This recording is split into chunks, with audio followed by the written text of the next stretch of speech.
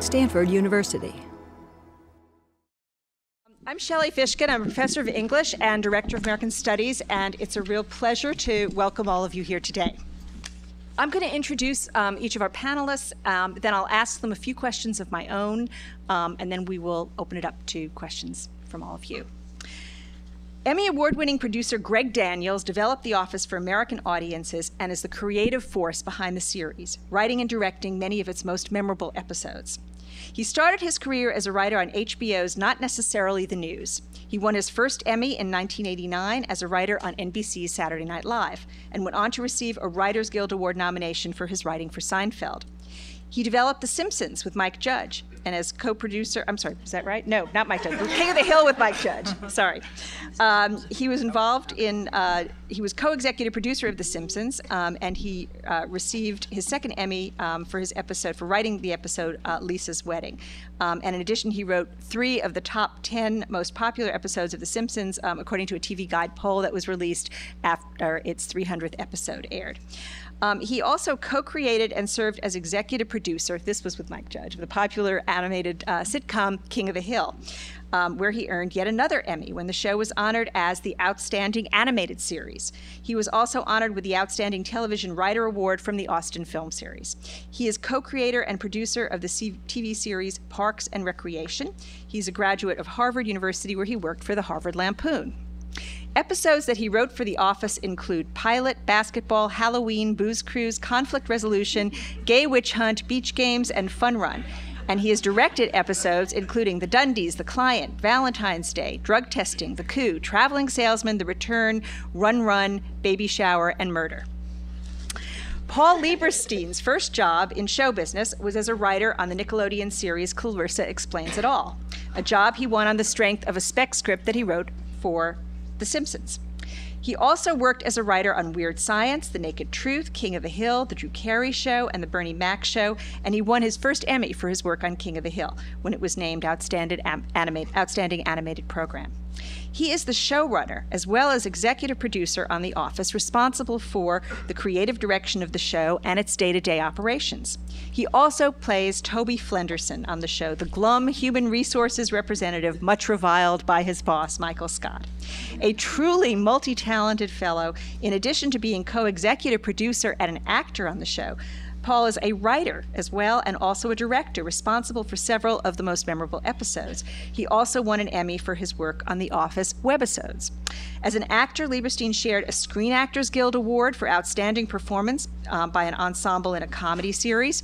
And as a writer, he shared a 2006 Writers Guild of America Award for the series. As co-executive producer, he also shared an Emmy Award for Outstanding Comedy Series. He's a graduate of Hamilton College, where he majored in economics, and before working as a writer and producer for a range of popular TV sitcoms, he worked briefly as an auditor and in a law office. Episodes he has written for The Office include Healthcare, The Client, Dwight's Speech, The Carpet, Cocktails, Stress Relief, and Gossip. He also directed episodes including Money, 2 Weeks, Gossip, Whistleblower, and Sex Ed. Carrie Kemper was an American Studies major at Stanford when she was, where she was the head writer and editor-in-chief for the Stanford Chaparral, or Chappie, which is Stanford's humor magazine.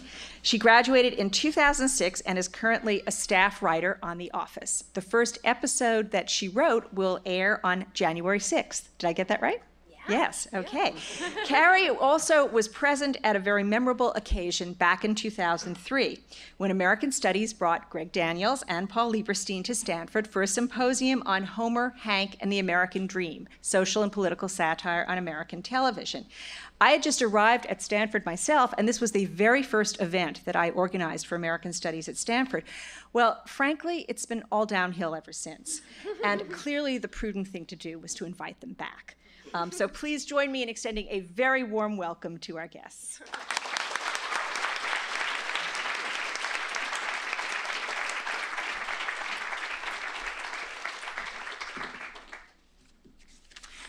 Okay, I'd like to start off by asking each of you if you could share some thoughts on why The Office taps into the zeitgeist of America today. In addition to brilliant writing, acting, and direction, what accounts for its huge popularity? Carrie?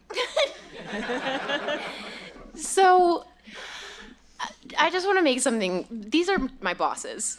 And it was like, we're coming to Stanford. We're going to do this symposium. And I am now sort of running the show. So you're only going to hear answers from me. Define zeitgeist. No, I know what that means, but only sort of. I think that The Office I think that it is so successful because it's very relatable. I think that people sort of come home from work and are able to make fun of their own lives by watching us make fun of their own lives, maybe. And so I think that's very appealing. So I don't know, what would you say, Paul? You don't have to. He's my boss. It's what makes a show work is kind of the billion-dollar question a little bit. There are relatable aspects to the show, but so many shows that they put on the air. I think it's this marriage of actors and characters and timing. It just kind of came together. Some very talented actors and a really great format. I think sitcoms were ready to be married to this kind of reality show format, the documentary or mockumentary. They were craving something new, and got it, I guess. Greg? Yeah, I would agree with all that. Also, I think maybe there's different shows change in what makes them appealing, and maybe different people find different things appealing in a show. And I used to work on Saturday Night Live, and Lorne Michaels had a theory which he would call what they talked about the Republican Party, like the big tent theory. And he'd say, like, some people are coming for the political stuff, some people are coming for the music, some people are coming for the characters, and it's possible that that's happening here. Some people came for Jim and Pam and their relationship, and other people came for Steve Carell, and But most people Toby come Flenderson. for Toby. Yeah. Absolutely. I wondered if one of you could talk a little bit about why you like the title The Boy Men of The Office. In what way is the show commenting on the immaturity of American men? Yeah. So I wrote a paper in high school about the great American boy man. And I thought it sort of applies here because I was looking through the episodes. Did anyone go to the screening of the episodes Monday? I hear it competed with George Clooney, so good for you. But yeah, Clooney was here. What was he doing, Shelley? He was talking about the environment. No, Sudan. I'm sorry, Sudan. Okay. The Sudanese environment. Sounds like a real. I was at the screening. You were just dazzled by his face. No, I was at the screening. But so I was looking through. Please join us. Yeah, please come through, but just go to the back. Oh, sorry. We didn't want you to walk in front of the camera. It's okay. And so I was going through, thinking about which episodes we wanted to screen, and 3 of the funniest episodes that I think, we have are The Injury, Gay Witch Hunt, and Gossip. And it struck me that in all of these, Michael is very immature. He's immature throughout, but there were... You're just basically working your issues out with this panel, right? What have you got against men? I know. Where have all the good men gone? No. So, I don't know. Should we In show the beginning some of the clips? show, we had pegged Michael as being a 9-year-old and Dwight as being about 14. And there was a lot of talk about that, about how, like, Dwight's problems have so much to do with his relationship with women and being completely, like a Caliban figure. Remember all that discussion? Yeah, I do. Yeah. And then as the show went on in seasons, we said, it really doesn't feel like Michael anymore. He feels past that. He's more of an 11-year-old now. Yeah. With a different set of problems. You do a lot of of hilarious takes on some pretty edgy topics on the show. But I'm wondering if there are any areas that you've made a decision to not touch. Are there any areas that have come up which you've decided this is not really right for The Office? Yeah, I don't think we're going to do an abortion episode.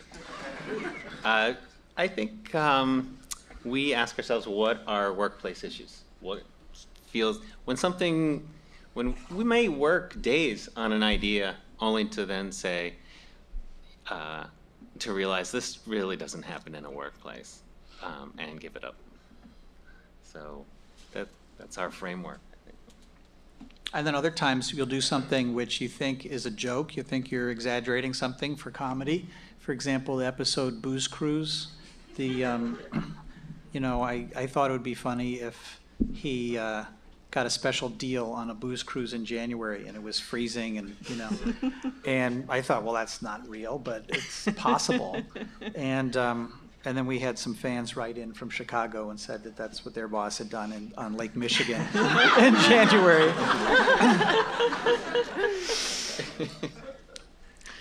Sitcoms of an earlier generation often took place in domestic settings, like The Honeymooners or I Love Lucy or The Brady Bunch or The Army, think Sergeant Bilko, or coffee shops or living rooms, Seinfeld's Friends, or exotic places, Gilligan's Island. So what accounts for it being possible to create such a successful sitcom in the workplace right now, and what does it say about people's attitudes towards work in America? There was Mary Tyler Moore, That's too. true. I mean, there was other, I don't think the workplace, we didn't invent the workplace sitcom genre. But you brought it to new heights. Nah. I'm not There's sure. Taxi What do you think? and Dick Van Dyke. But, a sitcom needs a place where the same people can come together. One of the reasons it's so relatable is just that will be your life for so many years. And if you find yourself in, it's going to be grim, guys. If you find yourself in a place you really like, a law firm with, or I don't know, a medical practice, whatever, with people you like, it's not a big forum. You're going to spend like 40 years with 24 people. Growing older and older. Until you die. No, I think that's one of the reasons it hits home. The one thing that we noticed was there was some discussion in the beginning of the show whether it would be successful with people under the age of like 24 or people who hadn't had workplace experience. And then it turned out to be very successful with kids. And after a while, I was like, oh yeah, of course, that makes a lot of sense, because in a classroom, listening to a teacher where you're at a desk you haven't picked the kid next to you at the desk, and you're kind of a captive audience for a teacher who thinks that they're really maybe more of a comedian than they actually are. It's sort of like a very relatable situation for kids too, I think, who are stuck in a classroom. So. The Office is very popular among 5- and 6-year-olds.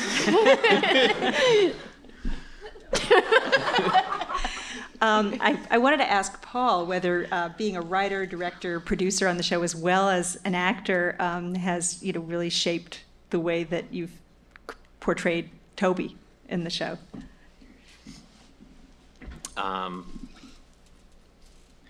Well, it's influenced. I have to get up very early to play Toby, so I think there's a lot less of him because I'm also a writer who has to stay late. No, I think more, I would say it's probably the other way around, that being on set so much has influenced the way I write and what I think a character needs in a scene, and helped me as a producer as well to understand a lot of the issues. One of the things that struck me right away was that for an actor, nobody talks to you. You have absolutely no idea what's going on. And it's really, not only is it only one person's job to come around and talk to you, but no one else is allowed to talk to you. It's really a very bad protocol for anybody but the director to go over to the actor and tell them what's going on. And the director happens to be the busiest guy on set and has no time to come over and speak with people. So they just float around in the dark, and I think that's one of the reasons that they act like they do.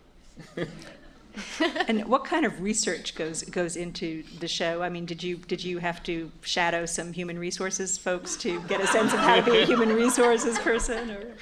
Human resources, my position came later. First, I was just a guy with a line that was being kicked out of a conference room. And that stayed for a while until we kind of realized we needed to assign everybody some positions. And no, the research came much later, just to look for stories, see what a human resource person actually did. We did go to a bunch of mid-sized independent paper companies in LA, though, and in Glendale and stuff like that, and not anymore, but we used to, every new writer had to go to this Glendale paper company, and they started off incredibly supportive of us, and and by the fifth visit, where they could see no benefit that they were getting out of it, they turned off the tap. But They did. We're not allowed anymore. and we got some ideas from them. And we had an idea that we never made, which is still a pretty good idea. We still talk about it sometimes. Yeah. We were talking about it a few weeks ago. Because we went to the paper company, and there was an outside salesman who was promoting a new pen called the Dr. Grip. And this guy was like the most dynamic salesman compared to the paper company salesman. So we had this whole Music Man parody idea based on him that hasn't been made yet. I didn't know where that came from. Yeah. Now I know. I still remember all the busted stories, like from King of the Hill, the audit story that you tried valiantly to break for 5 years. Yeah. Some stories won't be told. I just refuse. So you've been involved in multiple satires. How is the satire, what do you see The Office satirizing, and how does that differ from things that you may have been satirizing with King of the Hill or The Simpsons? Well, yeah, go ahead. From my point of view, we never really think of it as satire. We try to portray it. We try to find something that we see other people going through, and copy it and turn it into a story. The Simpsons is probably the most openly satiric of the different shows. The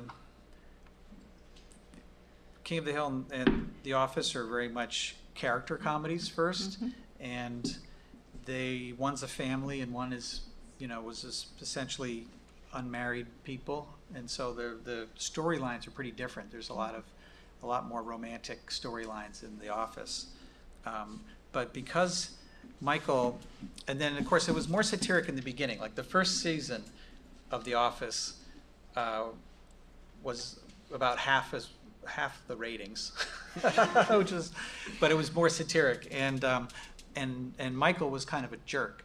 And the great thing about him being an unadulterated jerk was that anything he liked meant that thing was terrible. So you could very easily make comments about anything out. If he liked a movie, that was a bad movie. That's true. If he liked a song, what a dorky song that was. But then as he got to be more of a hero, that kind of thing fell off, I think. And Carrie, I wondered if you could just tell us a little bit about what is the most satisfying, most fun about this job that you've had now for about six months? Nothing. No, it's amazing. Oh my gosh, the most fun.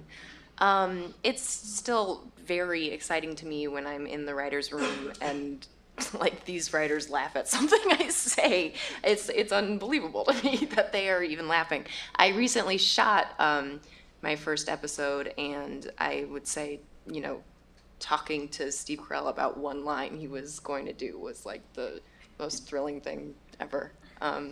He sort of said, what do you think this is okay though, changing that one word? And it's like, of course, you're hilarious. So anyway. And I wondered, as the political and economic climate has changed over the 7 seasons, have you seen the show reflecting that? I mean, all of the people who lost work in offices during the period the show's been on the air, have you seen that? It's interesting because I feel like from the get-go, the pilot, they were being downsized, right? Well, the interesting thing is that the pilot, because it was the, reworking of the original British show, which happened a couple of years earlier, was reflecting the recession of 2000 and, like 2001 or whenever that other recession was. And now we're back, we have our new recession to write about. Right. So, I mean, it's been sort of a constant downward motion, though, and now they're bought by Sabre, and I think that is more pronounced of late, their sort of destruction. But it's interesting that from the get-go, people are being fired, they're being downsized. Yeah, they picked an industry that was, Ricky and Steven did, that is dying. This paper industry just won't exist, in 20 years. And we found it was pretty dark to write about it. I'm not sure people really did keep wanting to tune in to see what was being mirrored out there. And we tried to veer stories away from that. And then we kind of came back to it again when Dunder Mifflin was doing very poorly and the stock crashed. And then we had, and again, we kind of learned the same thing, 6 years later. We've forgotten. And had them bought by Sabre, and, things are okay now at the company. They're selling printers. Everybody needs a printer. Yeah. And I wondered if you could say a few words about who your heroes are in comedy, either reading or in film or television. Who shaped your sense of what's funny and your sense of how to do what you do? Anyone? I'm interested in actually all of you responding to that. I would say David Letterman and Jerry Seinfeld are my two. I think they both act. Oh, go. Say Mark Twain, of course. Yes. Probably no one more than Twain.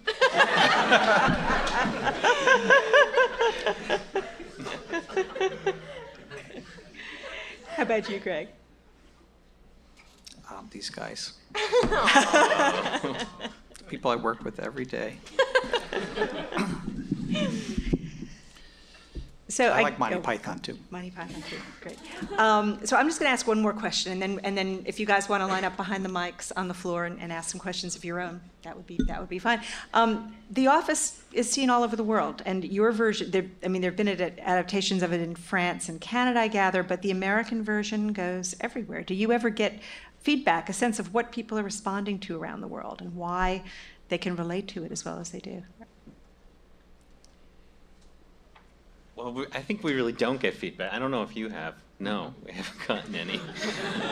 Although your bosses must be pleased. The people who... Well, I think that's maybe more a statement about the business side of the entertainment industry and the fact that, Universal as a company probably is better at pushing its product out to other countries. All of the times when they do the format, it's from the BBC version. The one in France is similar to what we are, which is a remake of the BBC version. But I think they usually just shoot the scripts from the BBC version, whereas we wrote all new scripts and have gone into different directions and have like 10 times as many episodes. But that's not because we're better. It's just because that's how TV works in America. Thank God we all live in America.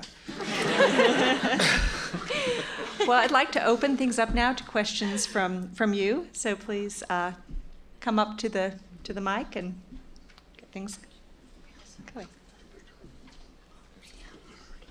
Hi, my question is for Mr. Daniels.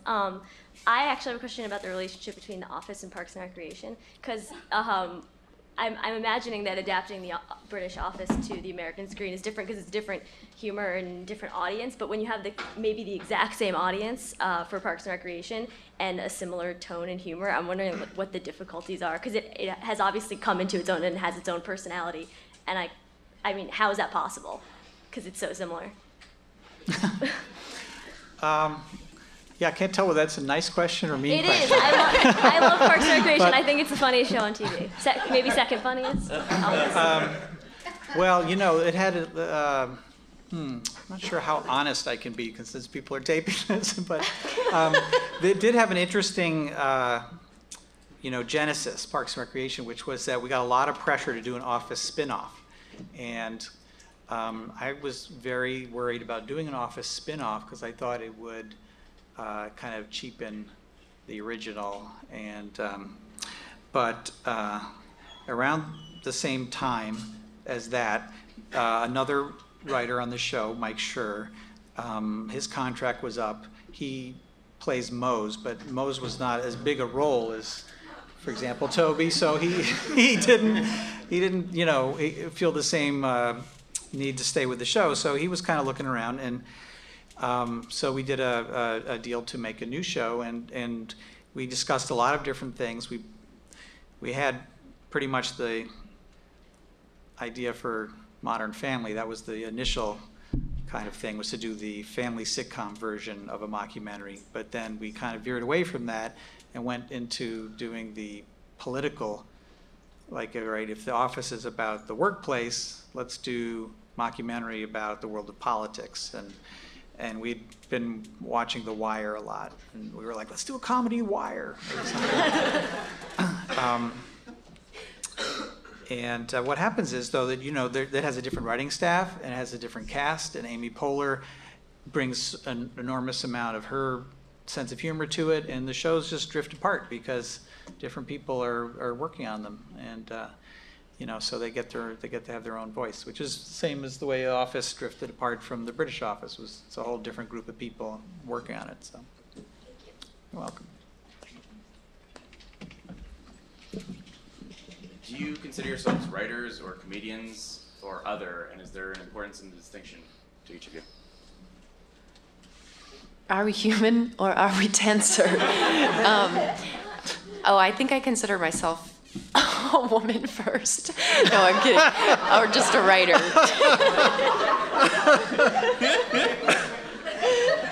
Keep going, keep going. No, that's it. I'm done. I used to perform in high school and at Stanford, actually. But I think I'm a writer. What about you? Yeah, you got the most job descriptions of anybody. Which are you? Writer first, although I feel like a producer right now, mostly. But my identity is, I got so much self-esteem wrapped up in my writing that I couldn't possibly survive without it. Yep, writer first.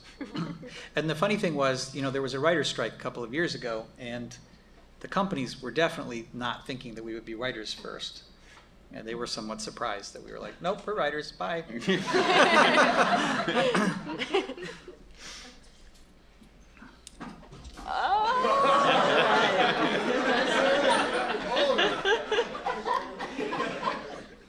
Okay, you might not really be allowed to answer my question, but what are your plans after Steve Carell leaves the show?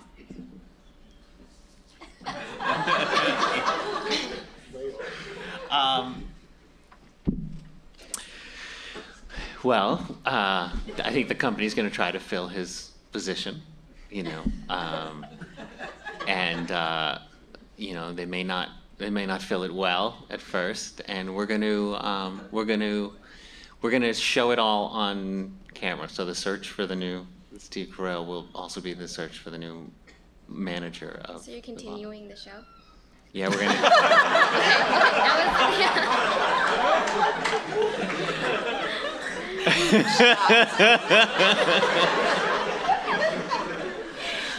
I'm also wondering about your shirt. So the chem engineers designed this shirt? We have bro tanks. That's so interesting. It's very flashy for some engineers, right? Oh my gosh, we're not weird.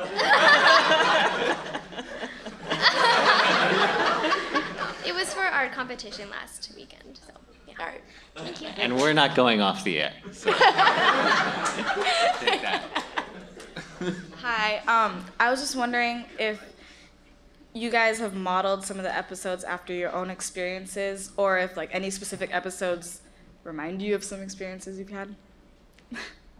Yeah, definitely. I mean, the style of comedy is like an observational comedy, and we're always looking at the real world and bringing things in. And for example, we had an episode called Office Olympics, And it was 100% based on that at King of the Hill we had an office Olympics. And while we were, in our office building, we set up all these events like betting on which elevator was going to come up and being wheeled around in chairs and races, being wheeled around in office chairs. And the assistants got super into it, and they made doves out of paper and had a little pulley system. And then when the Olympic theme played, they worked the pulley and the doves came out of a box. And I think, we just took it all and put it into the episode. So that does definitely happen. Yeah, it definitely, and more than some stories are straight out stories, but there's lots of little moments, little bits and scenes or little set pieces that have come from people's lives. Thank you. Hi. Okay, so I have two questions. First is, it seems that this season there's been a lot of episodes outside of The Office. We've had like Andy's play, the christening, and then the viewing party. So I was wondering if that was a conscious decision or not, and if there's plans to keep that up through the rest of the season. And my second question is if it seems like as times go on, can the premise sustain itself over time? Because it seems like it's like, do you see there ever being need to be an end game, or do you think this is a premise that can keep on continuing for years to come? You tell me. You seem to have all the answers. No, I'm kidding. No. First of all, I'm impressed that you saw Viewing Party. That was last night? Yeah. Thursday. Well, 7 years is pretty good. Yeah. No, I think you guys are doing a good job. I'm just wondering, But I mean, in terms of as a premise sustaining, I mean, there's The Simpsons has been on for 20 years. They're not most TV shows, deal with that question of whether the format can sustain, after 1 or 2 years. So I personally think the format is a very strong format because, again, it's very relatable and it's observational. It's just basically saying what's happening in offices, and people have gotten to like the characters. So I think it's possible to do that, and it was inadvertent to be outside the office that much. I don't think we knew until you said. No, I'm kidding. That's up to you. Are you pushing it outside the office more now? No, I'm not. Mostly we like to stay in the office. I think fans, I don't know what you think, but most people like it when we stay in the office. But when we have a good idea that takes us out and we feel that it's something that actually happens in an office, I think a viewing party, it felt very real. That the boss has a little party and people go. If we have an episode we like, we'll follow it. Thank you.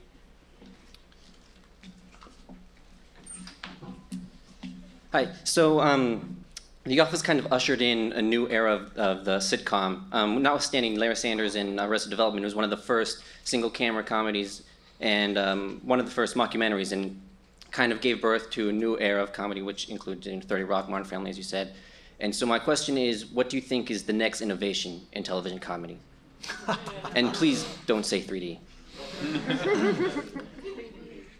Wow, I'll tell you, if I knew what it was, there's absolutely no way I would say it out loud. I would be desperately trying to get it on the air and reap the benefits of knowing what it was. But I mean, I've thought personally that everyone keeps, for years, they've been trying to get multi-camera. And I guess multi-camera, which is your traditional sitcom with a laugh track, et cetera, is still the biggest genre because on CBS, all of their big hits are multi-camera. So, but I never watched those. And I keep thinking to myself, wow, it'd be cool to have a multi-camera show that I would be interested in watching. And to me, the person who's going to do that will be a playwright, because I think that most TV comedy writers have come out of watching movies or other TV shows, and they don't really, they're not great at that, and playwrights are better at that. And that's how we hired Carrie. It was off of a play Oh, yeah. that Yes. she had written. You are a playwright. I am. I guess first and foremost, I'm a playwright. Yes. Yes, And I'm so the future of television. You will revitalize television. You are the future. Yes. So what's your best idea? Thank you for bringing this up. It's opened so many doors for me. Yeah, I don't know what the next road will be. Maybe we'll just televise my play. Yeah. Thanks. Question over here. Go ahead. What are each of your favorite episodes and why? Carrie? I think I have to say Gay Witch Hunt is my favorite. It's so awkward. It's so painful to watch the kiss. Oh, should we play a clip? Yeah. We should play a clip. Yeah. Okay. What's your favorite? No, that was a great episode. Just set in a long time. I'm not sure. I have a real affinity for some of our darker season 1 episodes that we went away from for good reason. But Yeah, I love healthcare. That's. I don't know if you have a clip of that. I don't think I But do. the thing that I loved the most was a beat in healthcare where Dwight was trying to figure out how to save money and was going, and he had made everybody write down their ailments that they needed covered and put them in a box, and he went out and he pulled them out and he was trying to decide whether they were worthy of coverage, and people, when he would dismiss them, people would say, wait, I need that covered. And just the episode before, the character of Meredith had a hysterectomy, and she was trying to defend just normal gynecological coverage, and Dwight said, "But you've had a hysterectomy. You don't need that anymore." And she had to say, I don't have a uterus. I still have a vagina. Just, very immature of me to like that more than all the romance and all the other stuff. But oh my God, that made me laugh so much. Just the way she said it, she was so sincere.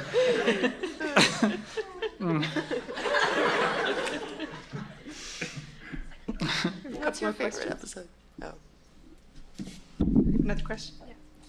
Okay, so my question is, looking at some of the character development over the episodes, and in particular Kelly, who at first is very conservative and then really branches out, I was wondering who decides how the characters develop? Is it the actors? Is it the writers? Is it a combination? Because you have so many people working on the show, some people with multiple roles. So. Well, that is such an astute question. Because basically, Mindy Kaling pulled a real fast one there. She started as this very conservative character, as you point out, and she just didn't want to wear those clothes. She wanted to have a great sense of fashion and be a much more upbeat character. And so, at first she asked us if she could do that, and we said no. And she kept sneaking it in. She'd say, I have a great idea where Kelly gets extensions. That was one of her comedy ideas. And then we're like, okay, let's talk about that. And then she has extensions. And I don't know how she did it, but she totally turned her character around. For everyone else, it's a very deliberate group discussion. But Mindy is very much the Lucille Ball, the Lucy Ricardo of the show, I think, which is funny because she had never seen that show. And we were like, no, but you need to see that show because that's you. Yeah, she's super talented and a very big creative force. So she finds ways. Yeah, I'm realizing now, going to the minority executive training program, it's now she can wear power suits. Yeah. She's so smart. And it's for someone like Michael, who's clearly grown over the years. It's a combination of the actor of what we were doing, and also the actor saying, you know, I feel like I'm a little past that, and you know, he said he's grown. Maybe he's, you know, he was 15 a season ago, and now he feels like, you know, 18-year-old. Thank you.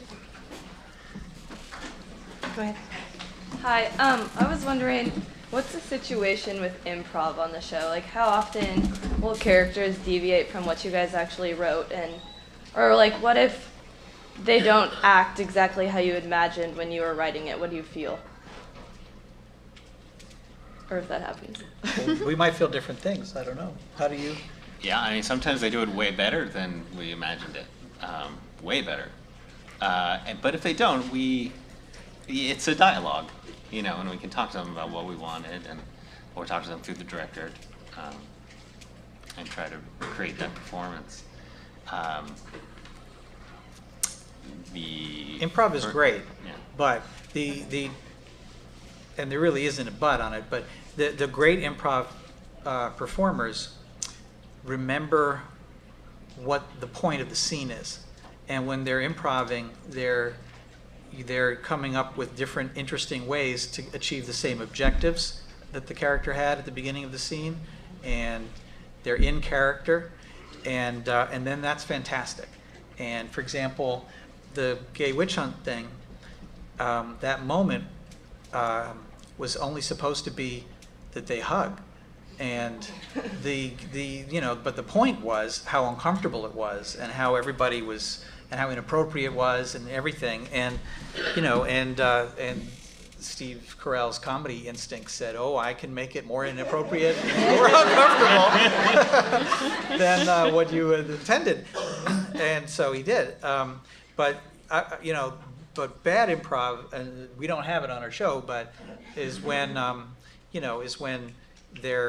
it's like the scene has a point, and then they're taking it in a completely different direction. They're just like, hey, we're going on a party tonight, and you're like, well, you can't get to the next scene now. I mean, we can't use that. So, but most of them know how to stay inside the point of the script, and then it's great. Thanks. Sure. Hi, how did you decide to make comedy or writing comedy your career, and did you ever consider any alternatives? Carrie? Yeah. Yeah. I was very involved with the Chappie, right?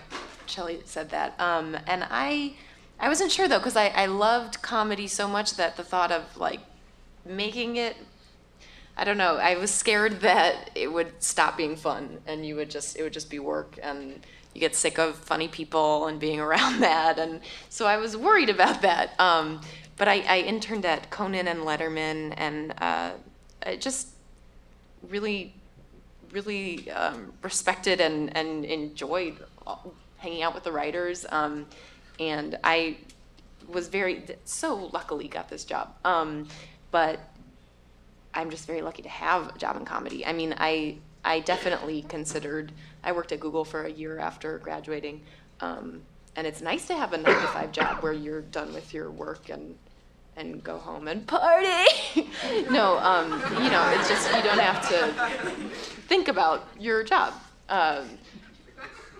Which one is that? Is that Google or? That is his current job. No, but yeah, going to bed now, I'm like, oh my God, what am I gonna say tomorrow? It's terrifying. So. Last week, Carrie said something very funny. That I was sitting next to her, I was in the room, and she was like,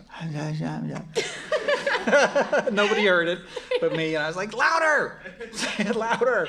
It's true, and then it was really awkward because everyone was like, where did you come from? It was a terrible situation. No, it was fine. Did the others want to answer? How did you get into comedy? Did you ever envision doing something else other than what you're doing? I never thought this was available to me. Graduated and just pursued finance, because it was the 80s and that's all anybody did from Hamilton College. And then Greg is my brother-in-law, and I met him, and the whole world kind of became real, and I realized people really did this for a living. I had always been interested in it. In high school, I did we taped a sitcom, and I was always just writing, but never thought I could make a living at it. Yeah, well, I was same. I graduated in the '80s, and it was the Wall Street era, and everybody, and my friend Sung was in my class here, and so I don't know whether you felt any of these pressures, but I had, I applied to law school, and I had and if I had gotten into like a really great law school, I probably would have gone. I got into a good law school, so I deferred, and I had my deferral letter with me, and I went out to LA with a friend, and we were a writing team, like we decided, all right, and there had been two guys had gone from that we knew from our college, had gone and gotten a job on not necessarily the news the year before, and it was such a low risk thing for the producers of not necessarily the news, because they got two people for splitting one salary, and the contract was a 3-week contract.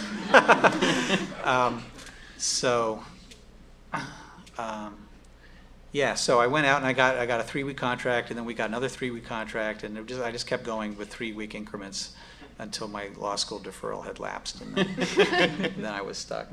It's history. Yeah. We have a question here. First, I'd like to say that Toby is easily my favorite character on The Office. Thank you. And I'm very grateful that you all are taking the time to speak with us. But my question is this. So in the same way that we study English and film right now to look at past eras and I guess take away narratives and themes, I'm wondering if 50 years from now there were a television studies curriculum, what do you think would be the narratives and themes of both The Office and our, I guess, era at large?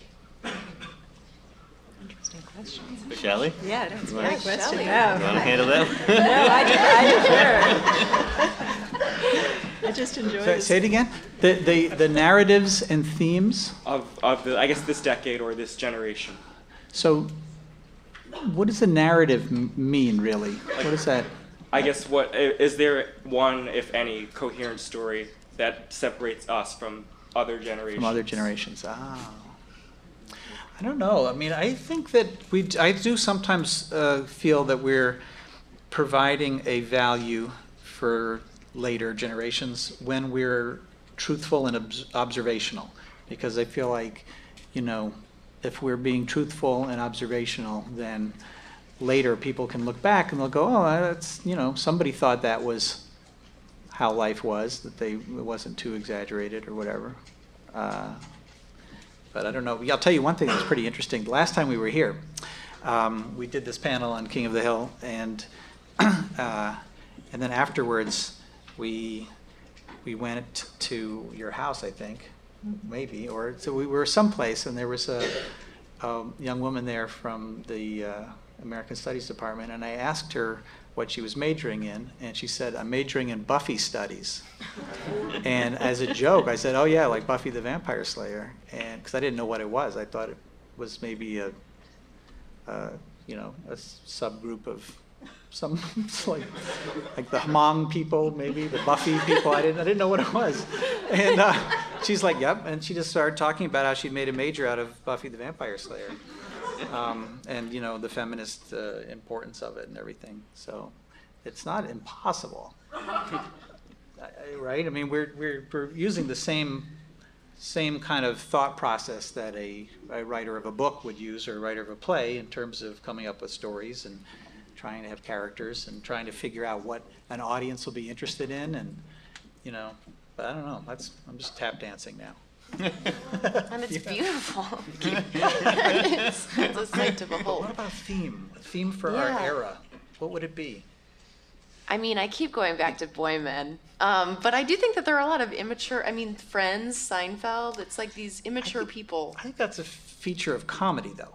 Okay. You know what I mean? Because I think it's like people know this is the right way to behave. This is a childish way to behave. That's funny. So right. I imagine if you looked at a lot of comedies, there'd be. I think we all have enough to eat here in America now, so maybe we're frivolous.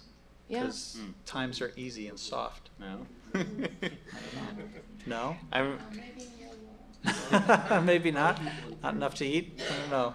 there's a. If you look at history, though, I mean, compared to like the Depression or World War II, I mean, it's tough. It's tough now, but it's not as tough as it has been over a large period of time. We have antibiotics. You know what I mean? Like Abraham Lincoln's time, you know, everybody died of the milk disease. People are really healthy now. We're all eating antibiotics all day. No, I'm seriously, to talk about Abraham Lincoln, I want to talk about Abraham Lincoln for a second. I was reading a biography of him when he was a kid. The cows that his family kept ate toadstools, apparently, and he lost his mother and every sibling. You know, just because they drank milk from a cow that had eaten a toadstool, and that was the end of it. And you know, he had a big family. He was down to himself and his dad in a week. You know, and you look at, I mean, I can't imagine what that must be like to live in an era where that is happening. So to me, that's the biggest distinction between our era and past eras. And madam, we do have it easy. But I guess the question was also sort of asking what makes this show a 21st century show? In other words, what themes are really themes that are salient now that were not salient when, for example, you were working on some of those earlier shows? We had kind of talked last time about a deteriorating American dream where people actually want less. And we're now down to Michael Scott, who just wants some relationships that he can count on. You know, just a family. The dream is just to have a family. And that's very of our time, too. We're very family-oriented in politics right now. I don't know. Interesting question. Yeah. Go ahead.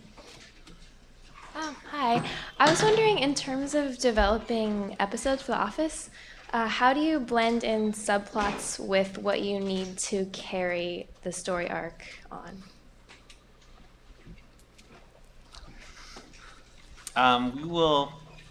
We'll talk in the beginning of the year and constantly adjust, but have kind of some overall arcs that we've planned. And we know that we don't want to make them the big story. We want every episode to have a comedy story that's just self-contained. And so we try to just sprinkle in little elements along the way and just try to balance it. Are you interested in certain subplots? I guess I was wondering, like, when you see Dwight and Mose working on something, like, how are there people in the writing room pushing, like, more Mose, or how does that work? That's mostly me pushing more Mose. I won't let go of him. Yeah, there are certain writers who love little things. They just have something for Ryan or another character, and it's in their episodes that it comes up more than anything. But the episodes are built out of cards, and people will come in and, well, I mean, that doesn't make any sense, but I mean, people come in with ideas, and the idea for Dwight and Mose, that Dwight and Mose story that you're talking about, wasn't necessarily connected to the other plot. That was, on a bunch of ideas, and then the other plot may be on a different bunch of ideas, and and they're, the showrunner's job is to sort of combine them and select them, and it's often, I mean, I know when I had that job, I felt very much that it was like, you try and pick something that either gave variety to an episode, like if it was too serious, or on the A plot, you'd want a silly B plot, or you might try and get something that had some thematic connections, so that at the end, the two plots would support each other, and and then often we would have someone say something at the end, some summation interview, and we would cut in footage of the other plot, and you'd be like, oh, isn't that neat how what he's saying about his first plot actually also applies to that plot, and, you know, that kind of thing. And you try and artfully pick your stories. Thank you. Hi. I also have a writing art question. When you're writing a television show that doesn't have like a set ending point apart from sort of season breaks, how do you deal with like romantic relationships between characters? So like when you're writing a story or a movie, there seems to be sort of a time when two characters would like have their kiss or whatever. Like how did you know like, okay, Jim and Pam can finally get together, or like they can finally get married? How do you know when to make that happen? It's a lot of discussion and debate on it, and I think the only principle we had was to try and stay a little ahead of what the audience thought we were going to do, as opposed to milking it too much and being late. So, you know, they kissed at the end of season 2, and they got together at the end of season 3, and they were. What happened in 4?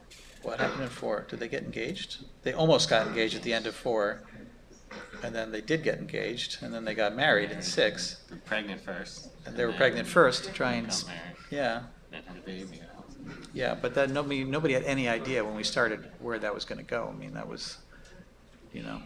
Interesting. I feel like we did have a very strong idea, and then kind of listened to the characters and how it was going, and saw what was successful, and what ended up wasn't our great plan. What was the idea in the beginning? Do you remember? Well, I think we were never going to get Jim and Pam together until the end of this. The series. Oh, right, right. Yeah. But then we were on too long. Yeah. I think there was a question over there. So I actually have like a 2-part question, but I also wanted to relay some praise. I remember telling somebody when I saw King of the Hill for maybe the second time, so you've got to see the show. It's Shakespeare. It's really, which I know is like, hey, writer's block, you're doing Shakespeare, but I just love the way you all portray a variety of characters. So it's not like one type of person is the hero and that's all we can look at. There's really this ensemble feeling and this respect for different characters, which I think is part of what makes it so timeless and, you know, relatable, as you said. But my question is, as writers, I mean, I think, you know, The Office goes on that pivot point of like, sometimes you watch an episode or a scene and you're often like cringing inside. This is way too real. This is too painful. So are you guys making a conscious attempt to sort of write outside your own character and like, you know, I'm a writer, these are my personality traits, but I'm gonna write this madman, I'm gonna write Dwight or whatever. And in terms of technique, like, are you employing any specific strategies to help yourself get in the mindset of a different type of human being? Is that a conscious thing you have to do, or are you just so gifted as writers it just comes naturally? And then secondarily, what kind of, given that sort of madness that you're creating, where you're really showing us pretty ugly behavior often, and yet making it funny, are you strategizing about like, okay, Michael's just been off the rails, heinous for just that beat too long. What are we going to do to soften him up so people don't like click off? So that's my question. As far as getting into someone's mind, everyone pitches jokes for Kevin in a Kevin voice, so that helps. But I don't know. Do you try to be? I don't think that I think there's a worse possibility than the two that you outlined. You know, one was that we were brilliant writers, and what was the other one? That completely got into the minds of the characters. But I mean, what if that ugly behavior was part of our characters? Because I mean, I personally find that with Michael and Dwight, that I'm mostly writing stuff that I'm interested in, have done, could do, you know, which is, you know, probably terrible. But for Dwight too, I mean, I love Dwight and his interests, and I'm very interested in that kind of weird crap that he's interested in myself. So. I don't know. It's hard to. I mean, I guess it's harder for me to write Pam or something, probably, or Aaron. Aaron's impossible. Yeah. Aaron, oh gosh. How could anyone? How could anyone so- understand Aaron? Yeah, I know. That's my sister. My sister plays Aaron on the show, and yeah, I love pitching for her. It's just not because I want my sister on the show more. It's because it's very easy to think to hear how she would say the lines. That's why we have a staff, right? Yeah. Yeah. Yeah, a lot of different voices. I'm trying to write a script. I think I try to tap into the part of me that is Dwight and the part of me that's Michael, and that's why it's so much to have the variety of episodes we do is we have a variety of writers tapping in different ways to different characters that they access a little more easily. But one thing which we do talk about in the writing process is the difference between laughing at somebody and laughing with them, and objectifying somebody or subjectifying. And so I think that a lot of times with Michael, he could do horrible stuff, but if when I'm thinking of what he's doing, I'm thinking of oh my God, what if I did that? What if I thought I was going to be a millionaire and promised to pay for the college which wasn't my idea, but you know what I mean? At least I was thinking, well, if we're going to do that story, I got to figure out what would I do in that situation? Where's the comedy? The comedy's coming from, oh my God, I'm in that situation. What am I going to do? As opposed to saying that jerk did that, and he's outside of us. And I think that's a different style of writing, which I don't like as much personally. And so to me, even with the worst behaved characters, if you're thinking of oh my God, what if I got in that situation? What would I be thinking?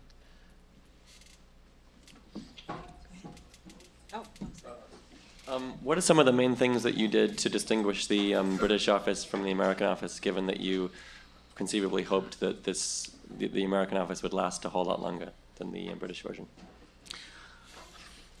Well, okay. So I'm talking a lot. All right. So, well, it was a long process, and it took place over years. And the first part was trying to understand the British show. And I was so impressed with the British show. I thought it was absolute gem and completely brilliant. And I didn't understand how they could do it. And the only reason I took the first meeting, because I had absolutely no thought that could work on American television, was to meet the guys that did it, because I was amazingly impressed with them as artists. So that was that. And then I was like, all right. And then I got the scripts from the British show, and I realized that the scripts resembled scripts of shows that we had worked on. And so I was like, all right, a lot of this is about these execution tricks that they're doing, and I really studied the execution. And so for me, the pilot was just, can I figure out a way as a producer to execute something that has the same tone as the British show? So it became all about casting and the direction and figuring out how that worked. And didn't pay a lot of attention to changing the script, because I was again, very, very cautious, thinking that NBC, whose #1 show at the time was Will and Grace, was not really going to put this show on the air. But the president of NBC was a fan of the British office, so I was like, all right, I'm going to try and stick pretty close to the British office. So we got the pilot picked up, and then it was like, okay, let's write our own scripts. Right now the production thing worked, so now can we actually write things for this that are American? So the first season we wrote our own scripts, but it was still kind of the spirit of the British show. And then when it aired, we realized that we were still being too respectful of the British show. We hadn't pushed past it enough. And actually, I think King of the Hill became a lot. Everything that we had done on King of the Hill became more used, because I think in the beginning I was like, oh boy, the British show is so cool, and it's nothing like King of the Hill, and it's how exciting and everything. And then afterwards, it was like, oh, well, wait a minute, this is very similar to discussions that we used to have about Hank Hill. And, how do we make this character likable as well as having these crazy ideas and being kind of controversial and whatever. So, so then it started to become more like, I think, what we had worked on before. But season 2, the point was, all right, if this is going to go for a long period of time, then we have to be able to have a multiplicity of emotions regarding the lead. It can't all be, this is a character study of an asshole, which is kind of what we were doing in season 1, I'd say.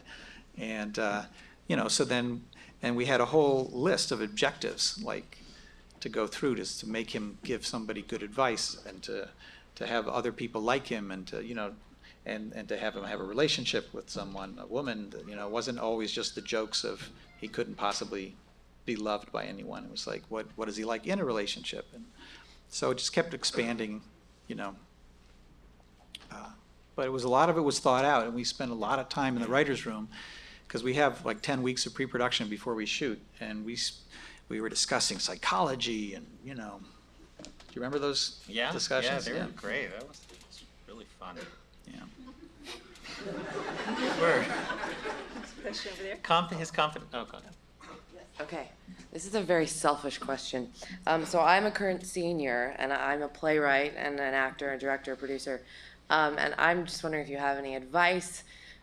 The last thing I want to do is end up in an office like The Office. So, what advice you would give to someone in my position, or maybe there are other people here who are in a similar position. We have a clip. I mean, I know Carrie's a great resource, but. Oh, yeah. Oh, okay. Or the. Which one? A good reason. But Yeah. I think this should give you some hope. We can talk. Are you going to the dinner? We can talk one-on-one. Can you play one of the clips that you like and discuss what went into doing that scene or that, part of the show? Yeah, do you guys want to pick one? I mean, play a clip and then talk about it, because that was great when Okay. you did the kiss. And then talked about it. And we didn't know that until later that it was improv to get the actual kiss. Would you talk about it a little? Sure. So that was a lot of fun shooting that. It was a combination of some very set up shots and very deliberate stuff, and then a lot of improv. And I told them in the beginning, especially when they were going through the main office, that there were a lot of scripted things, and I told them, well, that's the idea that you have when you see the desk, but you can't make a mistake here. If you're too scared, when you get to the desk, if you're too scared to go up at it, your character's too scared, play that and play some stupid thing you would do, and then you would try to cover it for the other people, and you'd be trying to have fun with parkour.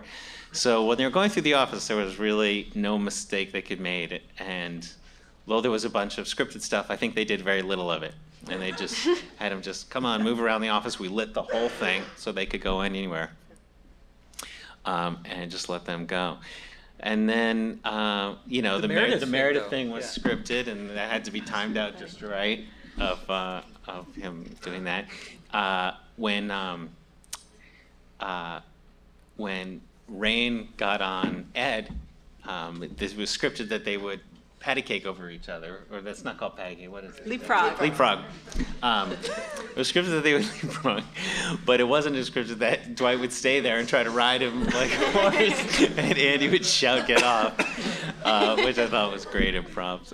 And then that last bit, took hours to shoot when they were on the truck, and we had a stuntman jump down, and So that wasn't Ed jumping into the box? so that wasn't Ed. Yeah. I was wondering about that day too. Was it cloudy? Did you pick a cloudy day? It was just good. It looked like happened Scranton. to be cloudy, I think. I'm lucky there. But it was fun shooting it. Do you want to do one? I remember with parkour too that a lot of us had never heard of it, and when you came up with the idea to do that, that was right. Some other guys. Was it whatever? I remember thinking, I don't know, is this something anybody's ever going to have heard about? I'm so glad I just kept my mouth shut. Well, we had Jim explain it in the beginning. Yeah, no, it worked great. It was phenomenal. It was great. It was similar. We had similar discussions for the season opener, when they did a lip dub, because a lot of people had never heard of a lip dub. But I know the first time I experienced watching one on the internet, I had no idea what it was, and it was still enjoyable. Yeah. I thought, let's just go for it.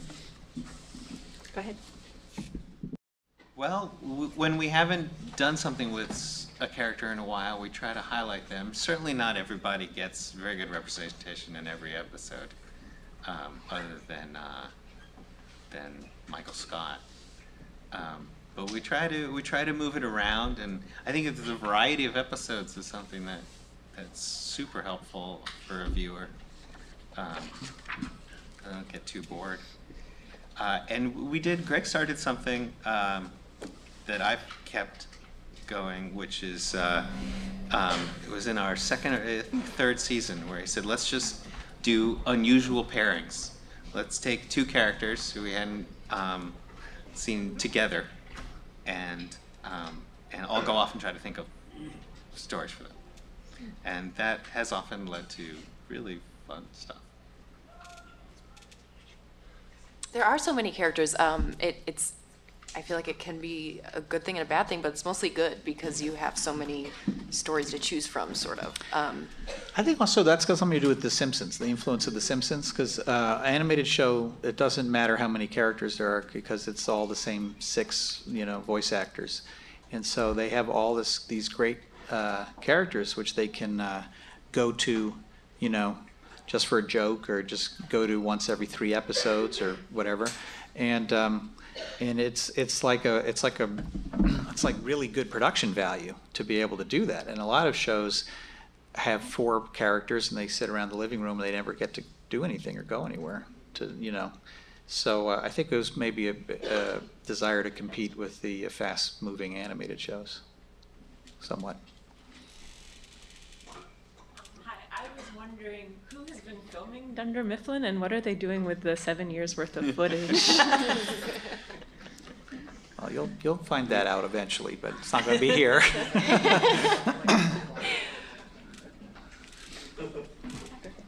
Hi, I wanted to ask a question about just the group writing process and, comedy, there's absurd moments, but how do you keep yourselves from just going so far afield and so out of character for the characters, or stop yourselves from, let's do Cousin Oliver, adding the character that just seems totally random and will kick people out of the storyline. So how do you keep yourselves, how do you check and set a check and balances system for your kooky?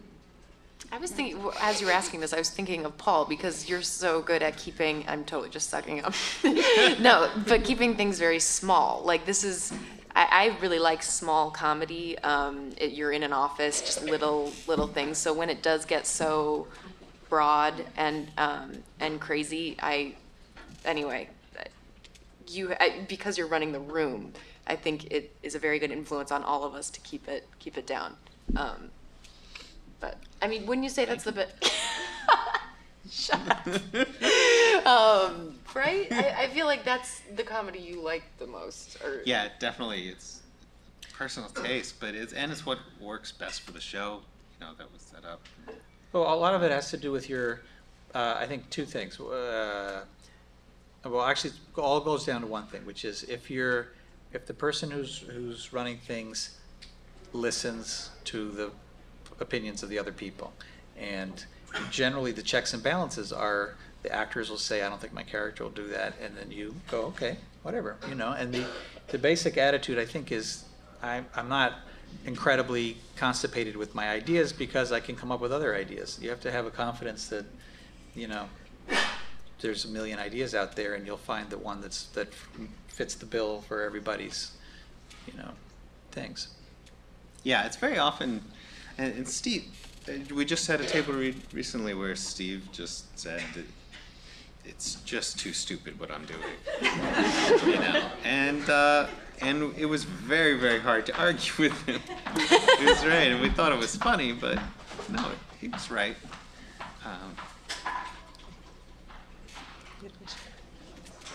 Can I just say also that another thing about Saturday Night Live, because I was a young writer on Saturday Night Live, and I've learned a lot of various lessons from there, but there was the head writer there, was a guy named Jim Downey, and he pointed out that there's like two kinds of sketches. There's the kind that usually the actors have come up with, which is they have a crazy character, and then the only thing that happens in the sketch is that they go out on a date to a restaurant or whatever it is.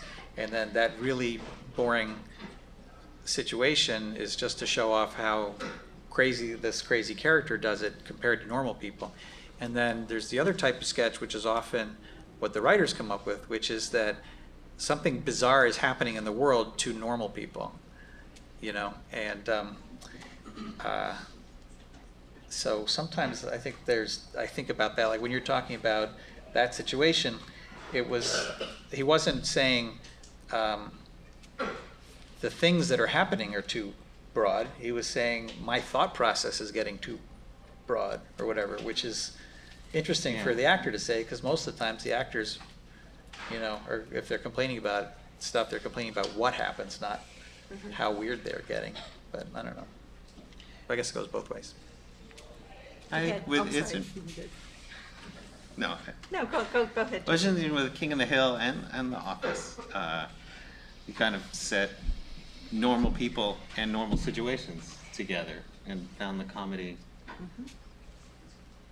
in smaller ways. Sometimes. Made your own theory. Well, sometimes they're pretty big. I mean, it's like some of the things, like the injury, which we have clips from. Although I'm not sure that one of your clips contains the talking head, which is, our favorite talking head from the injury. But maybe it does. Doesn't say. But the Michael's talking head where he says how he got his injury. Oh no. But that was a wonderful talking head, and it's all about him. He stepped on a Foreman grill.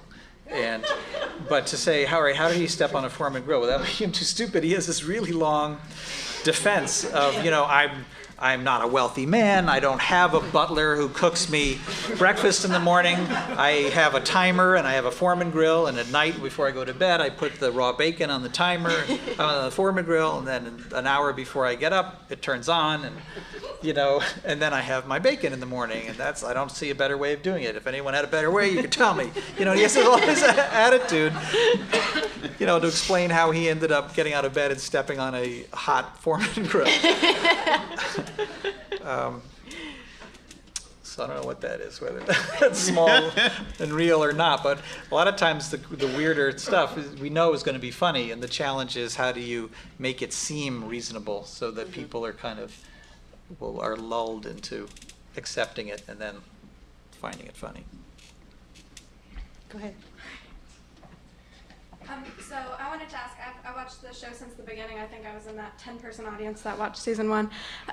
So I've kind of seen Michael Scott kind of change from that jerk that we used to see in season 1 into this lovable kind of, it's like his lonely character that is kind of looking for those friendships and those bonds. And as Steve Carell's going to be leaving, I was wondering, are you guys having difficulty kind of thinking about how you're going to kind of resolve that? Because we've seen him and he's become kind of this lonely hero for us, and it'd be nice to see some kind of resolution. So I was wondering if it's hard kind of coming up with like a satisfying ending to it.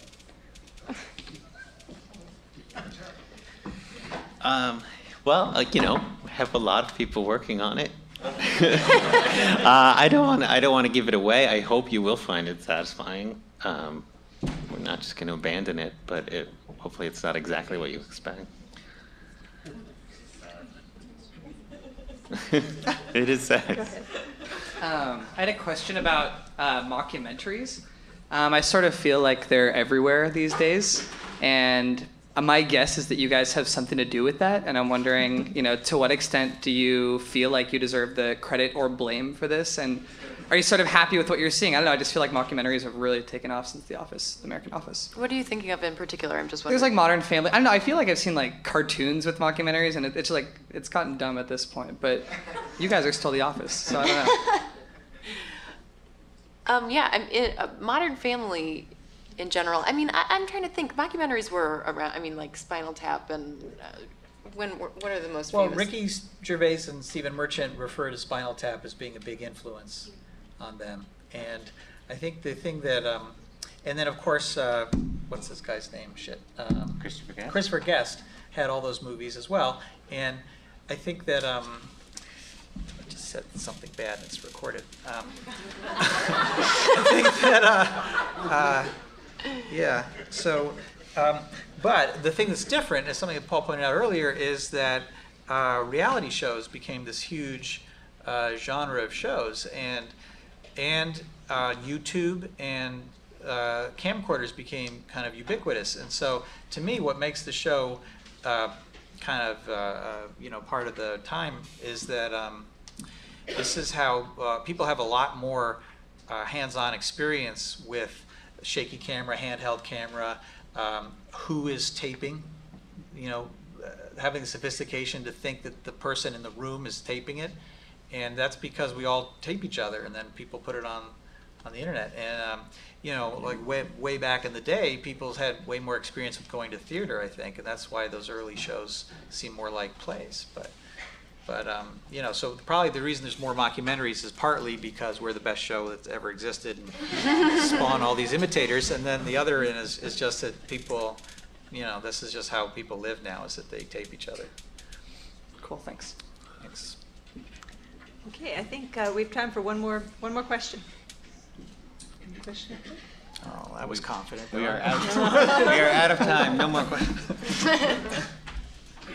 I have a 12-part question. How would you say, having come from The Simpsons, I mean, when you're doing stand-up or you're writing for a cartoon, you can basically do whatever you want, and the writers or the cartoonists can make it happen. What are some of the limitations when you have real people, or you're working with babies like you did in the viewing party? What are some of those limitations? What do you think about babies? Babies are difficult. They can only work for 20 minutes at a time. Really? Which is true. Yeah. It's very People are hard. ridiculously protective of babies. Everyone except the mothers, who just don't seem to care. We have a conceptual limitation that has protected us from our more financial limitations. That we are an office and we only try to do what is real and stay true to that experience. Means that most things we think of we can do. Whereas some other shows must be just told constantly they can't afford that. But it's so much more about the ideas than it is about the production limitations, right? I mean, when you have a great idea for something, you never notice if it's shot in one room or another room or whatever. And I think a lot of our best episodes are very cheap because they just happen to be on the set, like Diversity Days, just nothing, nobody had to leave for that. It was just the ideas of what was going on. And sometimes when you're in a cartoon, I think sometimes they maybe are not as disciplined because they can cut anywhere for a joke. So, but I don't know, whatever. I don't think it's, we're not jealous of the cartoons. I'm not, at least. Well, I want to thank our guests for a wonderful afternoon. Please join me in thanking them for sharing their time with us so generally and their insights. For more, please visit us at stanford.edu.